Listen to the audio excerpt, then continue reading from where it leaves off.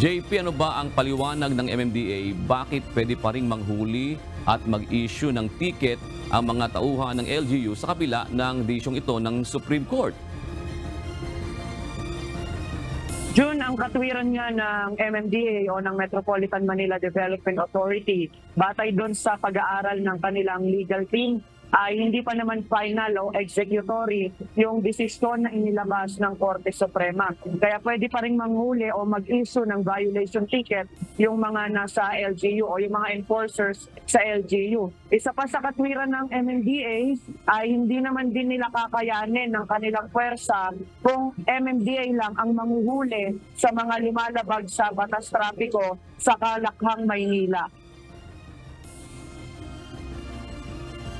Pabor sa MMDA ang naging desisyon ng Korte Suprema dahil patunay ito na mayroon silang legislative power para magpatupad ng batas trapiko sa Metro Manila. Ito ang desisyon na dapat sundin ng mga LGU, ang Single Ticketing System o STS na pinalangkas ng MMDA at hindi na dapat mag-issue ng violation ticket ang mga local traffic law enforcers. Pero paliwanag ng MMDA, pwede pa rin mag-issue ng violation ticket ang mga enforcer ng LGU sa ngayon dahil pwede pang mag-ain ng motion for reconsideration para kumbinsihin ang mga maestrado na baguhin ang kanilang desisyon.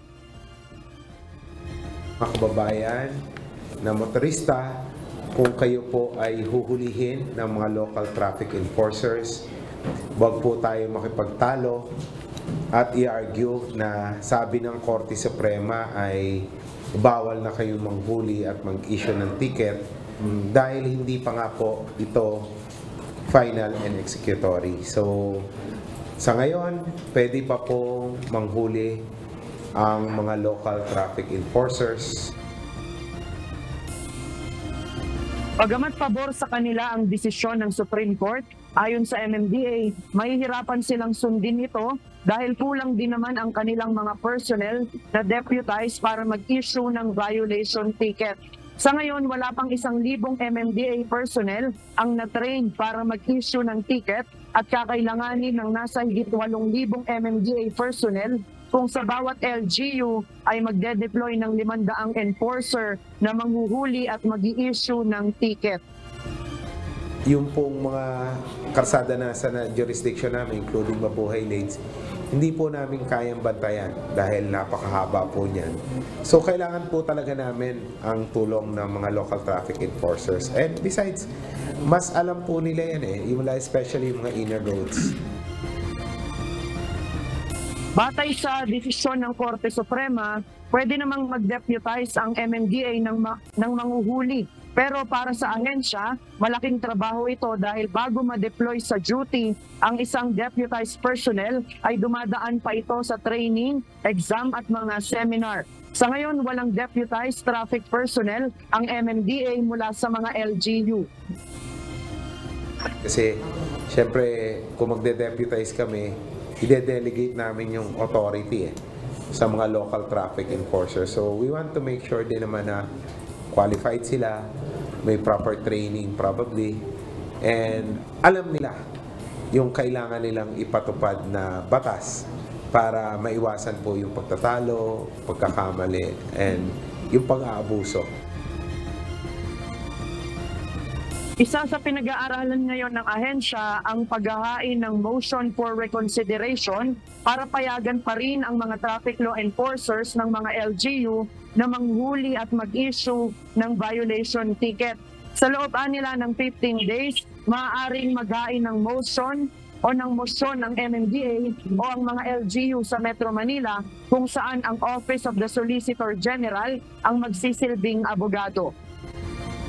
Yung sinasabi pong MR ay yung sa side ng mga LGUs na amin pong na-discuss kay Mayor Zamora kagabi dahil nga po, syempre, unfavorable po sa kanila yung decision. June, Ayon sa MMDA, sa susunod na Martes, merong nakatakdang Metro Manila Council meeting. At isa doon sa pag-uusapan nga ito nga desisyon ng Korte Suprema para i-adapt yung single ticketing system at yung posibleng paghahain nila ng motion for reconsideration. Isa pa doon, Jun, sa may dagdag natin, nabanggit din kanina ng MMDA, kaya may plano na paghain ng motion for reconsideration dahil nga doon sa single ticketing system na ipinapa-adapt ng Supreme Court sa mga LGU, ang inaprubahan lang doon ay yung 20 na common violations sa kalsada.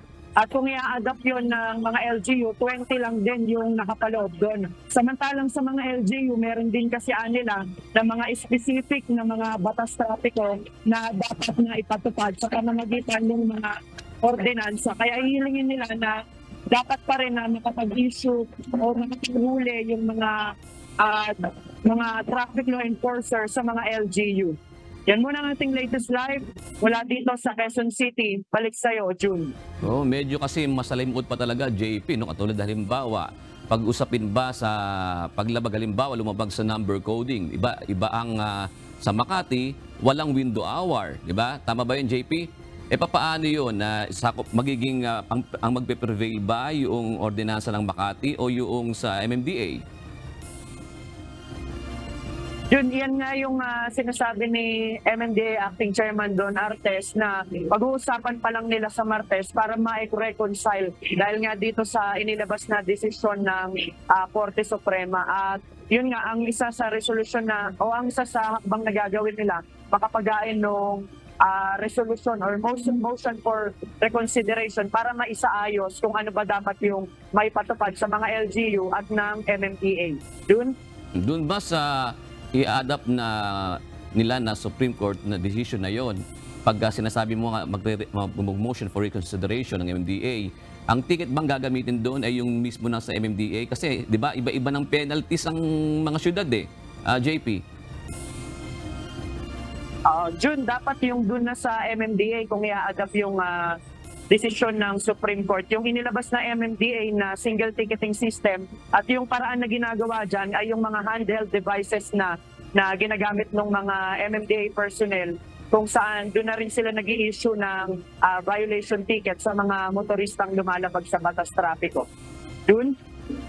Sige, marami pa tayong pag-uusapan dyan, JP. Maraming salamat. JP Nunez, nag-uulat ng live mula sa Quezon City.